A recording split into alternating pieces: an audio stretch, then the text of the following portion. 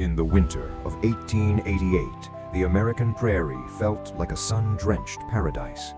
Children walked to their wooden schoolhouses, wearing only thin summer shirts.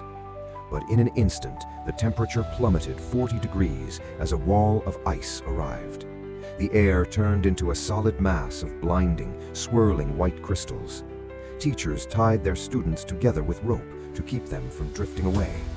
One step off the porch meant vanishing into a world with no directions. They couldn't see their own hands, only the roar of the wind in their ears.